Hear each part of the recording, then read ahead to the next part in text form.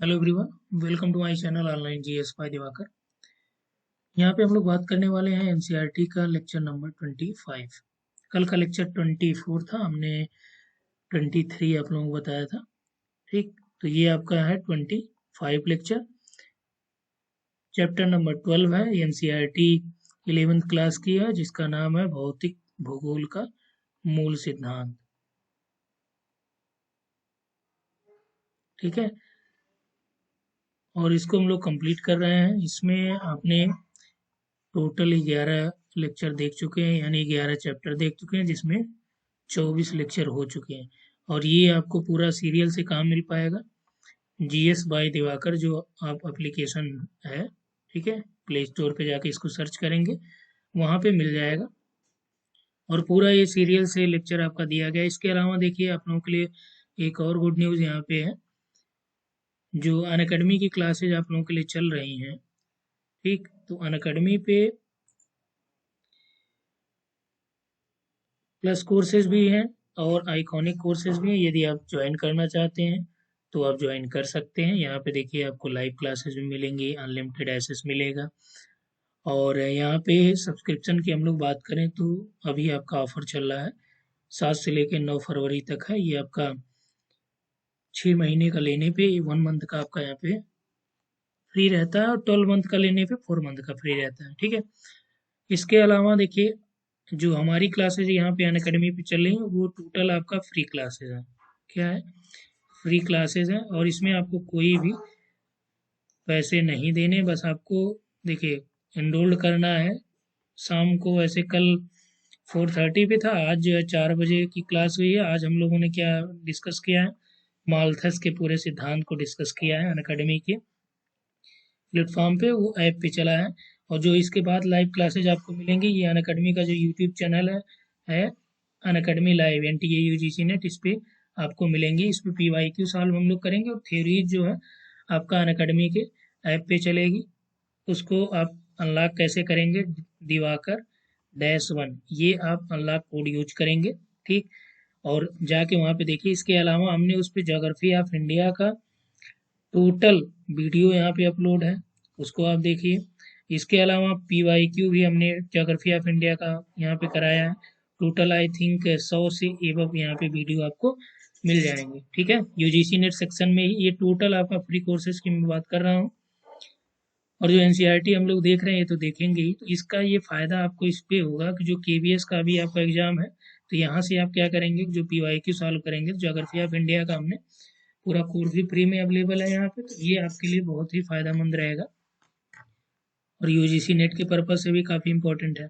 ठीक है, और इसके अलावा यदि आप यहाँ पे कोर्सेज परचेज करना चाहते हैं तो आप परचेज कर सकते हैं। और कोड आपको क्या डालना है? दिवाकर-1। ठीक, क्योंकि यहाँ पे और भी टीचर आपको मिल जाएंगे फर्स्ट पेपर या ज्योग्राफी के भी। ठीक, और यहाँ पे चूंकि मैं प्लस कोर्स में नहीं अभी पढ़ा रहा हूँ, अभी मेरा केवल फ्री क्लासेस है यहाँ पे, तो आप लोग फ्री क्लासेस का आनंद लीजिए।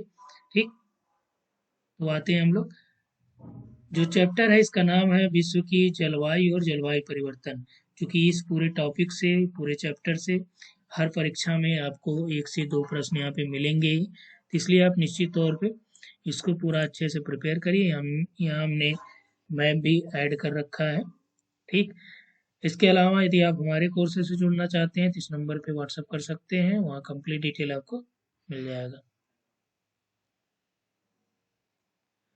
चलिए स्टार्ट करते हैं, यहाँ पे ज़्यादा टाइम आपका नहीं लेंगे।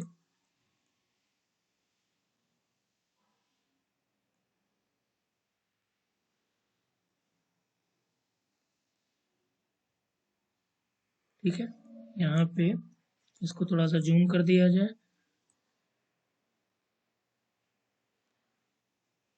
और यहाँ पे जो कोपेन का वर्गीकरण है, स्पेशली वही हम लोग देखने वाले हैं कोपेन के बारे में। यहाँ पे विश्व की जलवायु का अध्ययन जलवायु संबंधी आंकड़े या जानकारियों को संगठित करके किया जाता है। इन आंकड़ों को आसानी से समझने के लिए ठीक वर्णन के बारे में यहाँ पे विश्लेषण, और उन्हें छोटी इकाइयों में डिवाइड किया जा सकता है। देखिए इंपॉर्टेंट पॉइंट जहाँ से चालू होगा वहाँ हम बात करेंगे ही।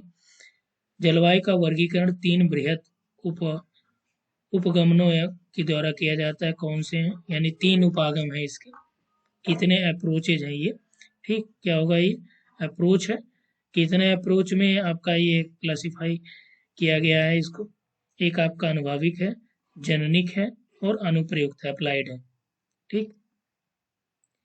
और इन्हीं तीनों के आधार पे कोपिन का वर्गीकरण आप पढ़ पाएंगे, थानथवेट का वर्गीकरण भी इसी पे इन्हीं में से आ जाएगा, और आपका त्रिवार्था का भी, सबका जो वर्गीकरण है जलवायु का सब आप यहीं से पढ़ लेंगे, ठीक है। तो अनुभाविक वर्गीकरण प्रेक्षित किए गए विशेष रूप से तापमान एवं वर्णन के संबंधी आंकड़ों पर आधारित होता है।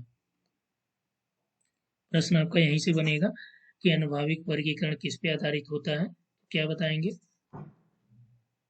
तापमान से संबंधित वह इससे संबंधित जो आंकड़े मिलते हैं उसी पे आपका जो बेस्ड होता है, ये प्रेक्षित होते हैं, ठीक है, प्रेक्षित किए गए विशेष रूप से। जननिक में क्या होता है, जलवायु को उनके कारणों के आधार पर संगठित रूप से, जननिक में क्या होता है कि जलवायु को किस कारण से ये हुआ है इस आधार पर जो वर्गीकरण होता है वो जननिक होता है।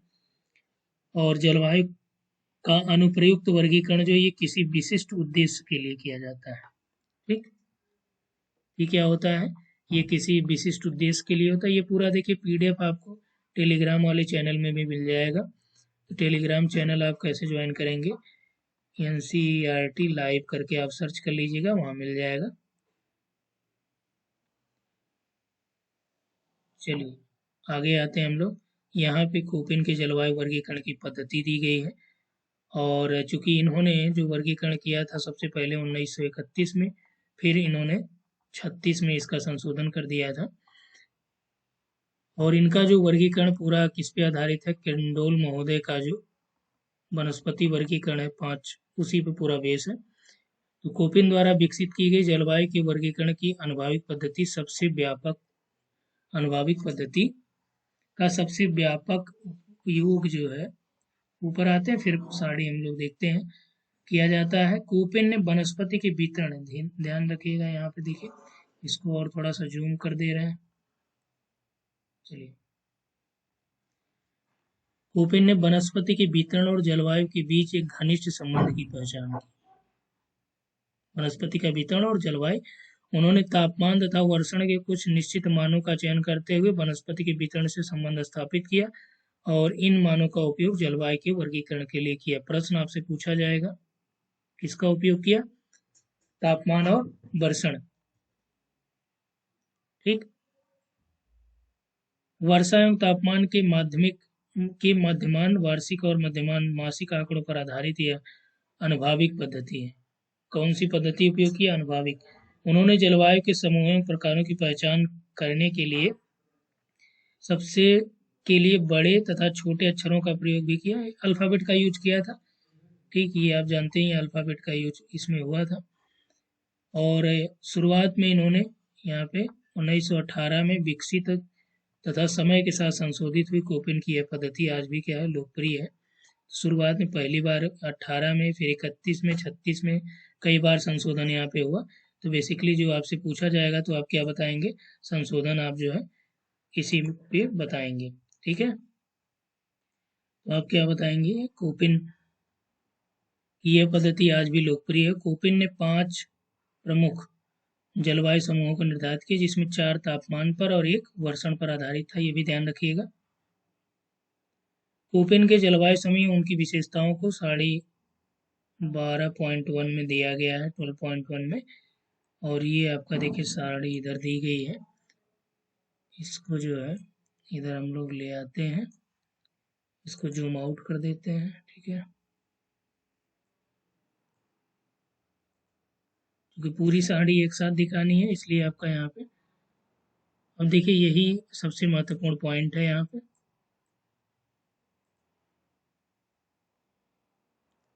कोपिन के अनुसार जो जलवायु समूह है अलग अलग है। सबसे पहला देखिए उष्णकटिबंधीय है, क्या है, सबसे पहला उष्णकटिबंधीय है, दूसरा आपका शुष्क जलवायु है, और तीसरा आपका जो है कोष्ण शीतोष्ण है, यानी शीतोष्ण जलवायु, और चौथा शीतल हिमवन जलवायु, और पांचवा जो है शीत है, छठा आपका उच्च भूमियाँ है। तो जो इन्होंने अल्फ़ाबेटिकली हमने बात कही कि अल्फ़ाबेट में डिवाइड किया, तो ए बी सी डी ई शुरुआत में ये थे। उसके बाद इन्होंने एक और उच्च भूमियों को भी इसमें सम्मिलित किया, यानी कि पहले कितना था 5, बाद में ये आपका 6 हो गया। लेकिन आपसे प्रश्न आएगा तो आप 5 ही लगाइएगा एग्जाम में, ठीक। और ये अंग्रेजी के बड़े अक्षरों का यानी अल्फ़ाबेट का यूज किया। इसका उपयोग ज़्यादातर इसलिए होता है क्योंकि आसानी से हम लोग इसको समझ पाते हैं, और इसका अलग अलग क्षेत्रों में इन्होंने वर्गीकरण भी अच्छे तरीके से किया है। इसीलिए ज़्यादातर ये फेमस है। भारत के संदर्भ में भी आपको पढ़ने को मिलेगा। उष्णकटिबंधीय यानी कि इसी को इन्होंने ए के अंतर्गत रखा। देखिए कई बार आपसे प्रश्न पूछा जाता है और इसी में मान लीजिए विकल्प दे दिया, इसी में दे दिया कि कोपेन के अनुसार उष्णकटिबंधीय जलवायु के अंतर्गत शामिल किया जाता है। विकल्प में ए बी सी डी कौन सा होगा? ए है जो उष्णकटिबंधीय है। और अलग अलग इसमें जो वर्ड है उसके बारे में भी हम आपको बता देंगे, कहाँ से प्रश्न पूछे भी जाते हैं। सभी महीनों का औसत तापमान यहाँ पे 18 डिग्री सेल्सियस से अधिक रहता है। कहाँ पे? उष्णकटिबंधीय क्षेत्र में। शुष्क की बात करें तो यहाँ पे वर्षण की तुलना में वाष्पीकरण ज़्यादा होता है, क्योंकि ये रेगिस्तान वगैरह के क्षेत्रों में पाई जाती हैं, तो वहाँ पे वर्षण अपेक्षाकृत जो है ज़्यादा होता है, ठीक। उष्ण शीतोष्ण की बात करें यानी उष्ण शीतोष्ण की, तो ये आपका जो है सर्वाधिक ठंडे महीने का औसत तापमान जो यहाँ पे होता है वो कितना होता है? 3 डिग्री होता है। कहाँ पे? उष्ण यानी कि उपोष्ण शीतोष्ण कह रहा है कि 3 डिग्री होता है सेल्सियस से अधिक, लेकिन 18 डिग्री से कम होता है। तो यहाँ पे कैसी ये जलवायु होगी? मध्य अक्षांशीय यानी कि मध्य अक्षांशों में पाई जाने वाली जलवायु, ठीक। हिमवन जलवायु शीतल वाली जो जलवायु है डी, ये नाम जरूर ध्यान रखिएगा। इसमें आपका देखिए स्टेपी वगैरह भी आ जाते हैं शुष्क वाले में, इसमें भी आपको मिलेगा BSH और BWH। डी में क्या है कि सर्वाधिक ठंडे महीने का औसत तापमान यहाँ पे शून्य तापमान से 3 डिग्री नीचे, शीतल हिम बनने वाली जो जलवायु है। और शीत ऋतु की बात करें, यहाँ पे सभी महीनों का जो औसत तापमान है ये 10 डिग्री से कम होता है। तो टुंड्रा और टैगा वाला एरिया यहाँ पे बेसिकली आता है। उच्च भूमियों की बात करें तो ऊंचाई के कारण यहाँ पे शीत ऋतु होती है, ठीक। नेक्स्ट पॉइंट की हम लोग बात करें, नेक्स्ट में यहाँ पे दिया गया है, अलग अलग पूरा आपका मेंशन किया गया है, इसको अच्छे से ध्यान दीजिए। अंग्रेजी के बड़े अक्षरों का उपयोग इन्होंने किया ही था, कोपेन ने, ठीक। तो इन्होंने A B C D और E ये आर्द्र जलवायु को, तथा बी क्या है ये इम्पोर्टेंट है आपके लिए। देखिए प्रश्न आपसे ऐसे दे देगा कि आर्द्र जलवायु के अंतर्गत वर्गीकृत किया था कोपेन ने, ठीक। कोपेन ने वर्गीकृत किया A B C, पहला विकल्प दे दिया, दूसरा दे दिया BCD, तीसरा दे दिया ACDE, चौथा विकल्प दे दिया ABCDE, ठीक। और प्रश्न क्या है? आर्द्र जलवायु की बात कर रहा है, तो बी आपका होगा नहीं, इसलिए कौन से विकल्प सही हो जाएंगे? ACDE, ठीक। जलवायु समूहों को तापक्रम और वर्षा की मौसमी विशेषताओं के आधार पर कई उप प्रकारों में भी डिवाइड किया गया है। तो ये आपका क्या है? कैपिटल लेटर का यूज इन्होंने किया, जो मेन प्रकार है, ठीक, मुख्य प्रकार है। और उसके बाद जैसे इसके उप प्रकार इन्होंने किया, सब टाइप्स की बात कही, तो इसमें इन्होंने छोटे अक्षरों का उपयोग किया। शुष्कता वाले मौसमों को छोटे अक्षरों में FMW और S द्वारा इंगित किया, जिसमें F क्या है? शुष्क मौसम के न होने को, ठीक। और M होने को, M कारण यहाँ जलवायु की बात चल रही है, तो M क्या है? ये मानसूनी जलवायु, ये सामने वाला इसका नहीं है बल्कि नीचे वाला है, ठीक है। उसको भी हम यहाँ पे दिखा दे रहे हैं आपको, इसको थोड़ा सा जूम कर लिया जाए और यहाँ पे हम लोग बात कर रहे थे कि यफ जो है ये क्या प्रदर्शित करता है, ये छोटा वाला अच्छा रहेगा, ठीक। यफ जो है ये प्रदर्शित कर रहा है कि शुष्क मौसम नहीं है, यानी कि मौसम कैसा है, आर्द्र है। और यम क्या है, यम आपका ये मानसूनी जलवायु को प्रदर्शित कर रहा है। डब्लू क्या है, शुष्क शीत ऋतु को, यानी कि यहाँ पे डब्लू जो है ये यहाँ पे शीत ऋतु कैसी है, शुष्क है, जबकि ग्रीष्म ऋतु कैसी होगी, आर्द्र होगी। और यस क्या प्रदर्शित कर रहा है, यस जो है ये बता रहा है कि शुष्क ग्रीष्म ऋतु, यानी कि जहाँ पे देखिए आपका डब्लू दिखे वहाँ ये समझिएगा कि यहाँ पे जो वर्षा है वो गर्मियों में होगी, और जहाँ पे आपका यस दिखे वहाँ पे आपको क्या समझना है कि यहाँ पे वर्षा आपका क्या होगी, शीत ऋतु में होगी। ग्रीष्म ऋतु क्या रहेगा, शुष्क रहेगा, ठीक। तो ये से हो गया, ये आपका डब्लू हो गया। छोटे अक्षर जैसे A B C, small A small B small C और स्मॉल डी, ये क्या करते हैं, ये तापमान की उग्रता वाले भाग को बताते हैं। जैसे 20 समूह की जलवायु को विभाजित करते हुए स्टेपी या जिसे अर्ध शुष्क के लिए हम लोग क्या करते हैं, कैपिटल एस, तथा मरुस्थल के लिए कैपिटल डब्लू जैसे बड़े अक्षरों का प्रयोग करते हैं। तो ये बी वाले में ही दो चीज होगा, कैपिटल डब्लू, कैपिटल एस। तो जब कैपिटल एस की बात आए तो ये क्या है, स्टेपी वाला, यानी कि अर्ध शुष्क क्षेत्र। क्या है ये, अर्ध शुष्क क्षेत्र को प्रदर्शित करेगा। और डब्लू क्या है, ये मरुस्थलों के लिए। तो जलवायु के प्रकारों की सारणी ऊपर दी गई, पहले सारणी हम लोग देख लेते हैं, फिर उसके बाद वहां से काफी कुछ आपका क्लियर हो जाएगा।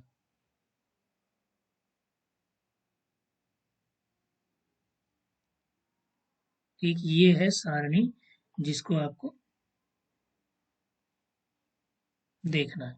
अब सारा पूरी कहानी जो है वो पेन का इसी से क्लियर हो जाएगा, पूरा आपको पढ़ने की आवश्यकता भी नहीं पड़ेगी, जो आपके परीक्षाओं में पूछा जाएगा।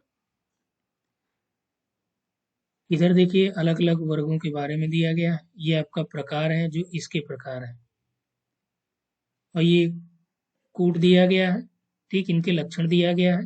प्रश्न आपका यही पूछेगा। यूजीसी नेट में सबसे ज़्यादा बार जो आपका प्रश्न पूछा गया है ये पूछा है, ठीक। आपका एएम पूछा है, एडब्ल्यू पूछा है, और उसके बाद यहाँ पे आपका स्टेपी के बारे में पूछा है। तो सबसे पहले ए को क्या हमने बताया था शुरुआत में कि उष्णकटिबंधीय जलवायु है, यानी उष्णकटिबंधीय क्या है, आर्द्र जलवायु है। और आर्द्र में कौन कौन सी आती हैं, आर्द्र यानी कि वेट वाला, ए सी डी और ई, ये ध्यान रखिएगा, ऊपर पढ़ा है आपने। तो आर्द्र जलवायु उष्णकटिबंधीय आर्द्र में देखिए पहला है उष्णकटिबंधीय आर्द्र, जिसे हम लोग क्या करते हैं, एएफ। एएफ आपने देखा था कि एफ क्या है, ये बताता है कि वर्ष भर वर्षा होती है, ठीक, यानी कि शुष्क ऋतु के बारे में ये बात नहीं करता है। ये हम देखिए ये आपका मानसूनी प्रकार की है, यानी उष्णकटिबंधीय मानसून, डायरेक्ट आपका प्रश्न यही दिया है, एएम जलवायु है, या फिर प्रश्न बनाएगा कि उष्णकटिबंधीय मानसूनी जलवायु के अंतर्गत आता है, विकल्प 1 दे देगा, 2 देगा, 3 देगा, 4 देगा। कौन सा राइट होगा उष्णकटिबंधीय मानसूनी में, एएम। एम से ही समझिए, एम का मतलब मानसून, डब्लू, ठीक, उष्णकटिबंधीय आर्द्र एवं शुष्क जो जलवायु हो जाएगी, ये ए डब्ल्यू को क्या बोला गया यहाँ पे, उष्णकटिबंधीय आर्द्र और शुष्क दोनों की बात यहाँ पे हुई, ठीक। अब देखिए ए में क्या है, इसमें कोई शुष्क ऋतु नहीं होती, यानी कि हमेशा वर्षा होती है। मानसून में देखिए, मानसून लघु शुष्क ऋतु यहाँ पे होती है, यानी जो ग्रीष्म ऋतु होती है वो थोड़े समय के लिए होती है। और इसमें देखिए ए डब्ल्यू में क्या है, ये जाड़े की शुष्क ऋतु होती है। ये लक्षण है इसके, ठीक, इनकी विशेषताएं हैं, ये ध्यान रखिएगा। बी में हम लोग आ जाए तो ए को कितने भागों में डिवाइड किया गया, ए को A F, A M, A W, ठीक। बी को देखें, बी को आपका उपोष्ण कटिबंधीय स्टेपी, यानी कि B S H. B S H में क्या होगा, ये आपका निम्न अक्षांशी अर्ध शुष्क एवं शुष्क जलवायु के अंतर्गत आती है। उपोष्ण कटिबंधीय मरुस्थल, जब स्टेपी की बात आए तो यस ध्यान में रखिएगा, यस का मतलब स्टेपी, यस दिया है तो विकल्प में आपका स्टेपी जो रहेगा तो एक हद तक वही सही होगा। और डब्ल्यू दिया है बी डब्ल्यू एस, तो ये आपका मरुस्थलीय जलवायु, ये निम्न अक्षांशों पे जो शुष्क जलवायु। इसके अलावा देखिए नेक्स्ट है कि मध्य अक्षांशी स्टेपी, मध्य अक्षांशी स्टेपी जलवायु, ये देखिए बहुत बार पूछा गया, बी एस के, ये क्या करता है, ये बता रहा है कि मध्य अक्षांशीय अर्ध शुष्क अथवा शुष्क जलवायु है। जब आपका देखिए के आए तो कौन सा है, मध्य अक्षांश, ध्यान रखिएगा।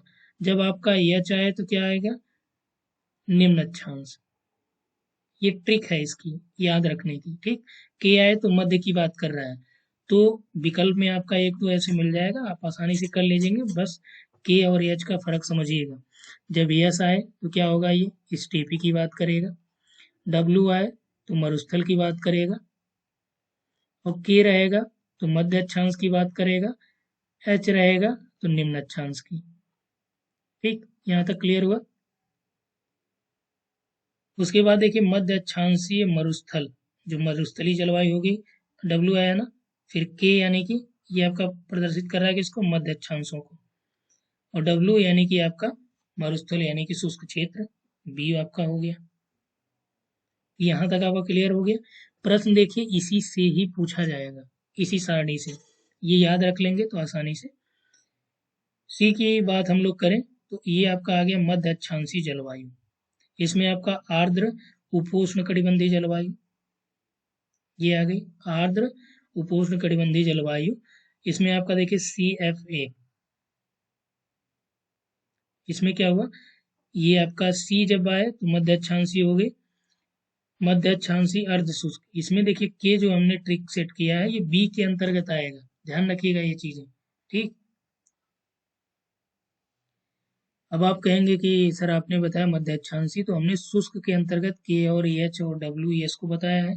यहाँ पे मध्य अक्षांशीय सी की बात है, तो सी आपका कहाँ पे है, मध्य अक्षांशों में पाई जाएगी।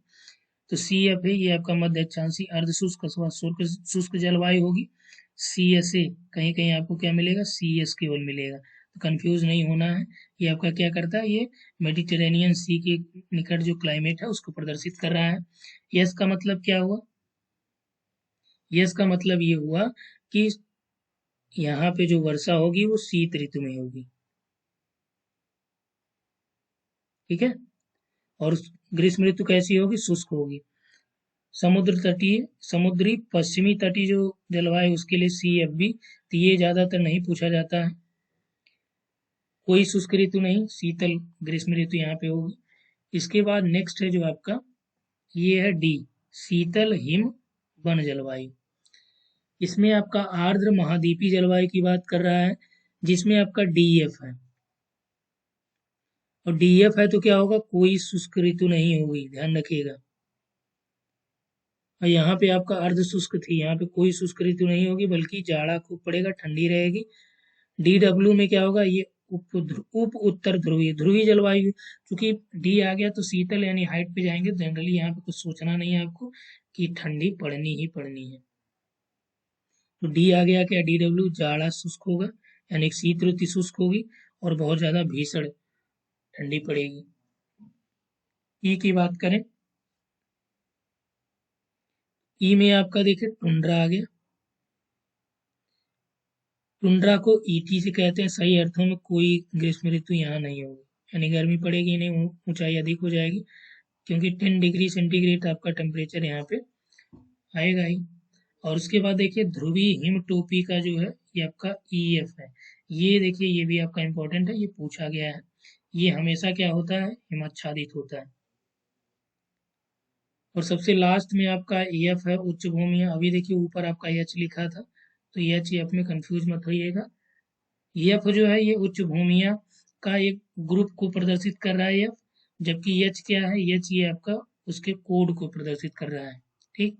तो इन दोनों में आपको कंफ्यूज नहीं होना है। F और H में उच्च भूमि H, ये कैसी होगी, ये हिम से आच्छादित जो उच्च भूमियां होती हैं वो, ठीक। यहाँ तक आपका क्लियर हो गया। इसके बाद जो है एक एक करके हम लोग डिटेल देखेंगे।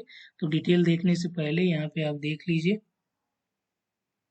ये आपका थारथवेंट का 1948 का ऐड हुआ है। तो यहाँ पे जनरली आज का जो सेशन होगा इसमें हम लोग केवल यही समझ लेते हैं, और कल जो करेंगे एक एक का अलग अलग हम लोग एक्सप्लेनेशन देख लेंगे, ठीक। तो यहाँ पे हम लोग यही रखते हैं, एक बार इसका पूरा रिवीजन भी कर लीजिए। क्योंकि प्रश्न आपका यहीं से बनेगा।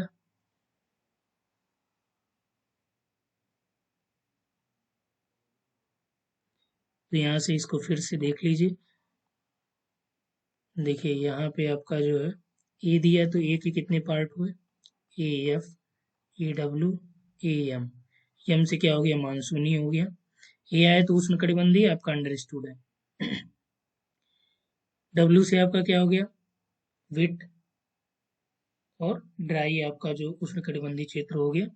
ए एफ आपका क्या होगा, एफ यानी कि हमेशा वर्षा की बात करता है, तो ए एफ आपका यहाँ पे कोई शुष्क ऋतु नहीं होगी।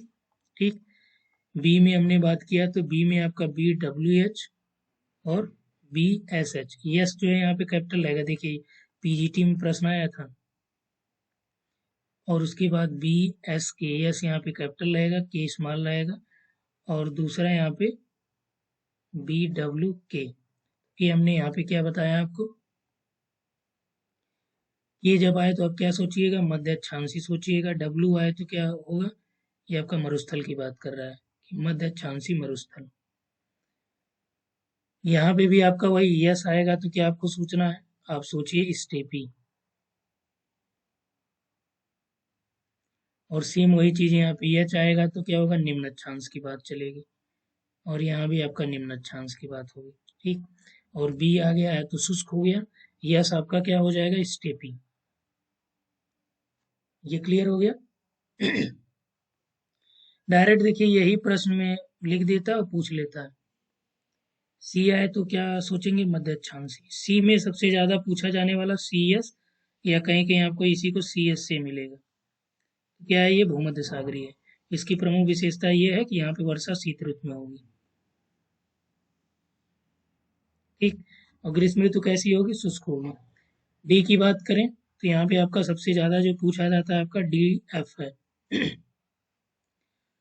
उसके बाद यहाँ पे पूछा जाने वाला ई टी है और ई एफ है, ये भी आप क्लियर कर ही लिए हैं। सबसे उच्च भूमियों में आपका एच आ जाता है। इनकी विशेषताएं हम लोग कल देखेंगे, आज का सेशन यहीं तक रहेगा। Thanks for watching. इसके अलावा देखिए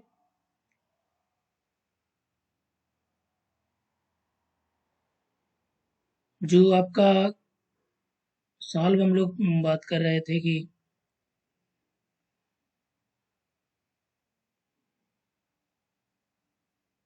ईवीएस का और टीजीटी पीजीटी का, वो आपका पीडीएफ भी जो है हमने एनसीईआरटी लाइव क्लास वाले ग्रुप में प्रोवाइड कराया ही है, एनसीईआरटी लाइव क्लास। या फिर आप सर्च कर लीजिएगा टेलीग्राम पे, online GS by Diwakar official. ठीक। यहाँ पे आपको पीडीएफ मिल जाएगा, बैक जाके एक बार चेक कर लीजिएगा। इसके अलावा जो पीवाई की आप देखना है आपको, वो आप वनडे जंक्शन पे जाके देखिए। और जो फ्री क्लासेस आपका चल रहा है अनअकैडमी पे, इससे आप ज़रूर जुड़िएगा आप सभी लोग, क्योंकि ये लाइव पूरा रहता है। आपके डाउट्स भी वहाँ पे क्लियर हो जाएंगे जो डाउट्स होंगे। इसके अलावा आपको लगता है किसी टॉपिक पे वीडियोस के लिए, तो आप कमेंट में बताइएगा, तो मैं कोशिश करूँगा कि अनअकैडमी पे नेक्स्ट डे जो है उस थ्योरी पे वीडियो प्रोवाइड कराने की। ठीक है। तो कल भी अनअकैडमी पे आपका 4 PM पे आप लोग आ जाइएगा। और अनलॉक कोड कौन सा है, दिवाकर -1।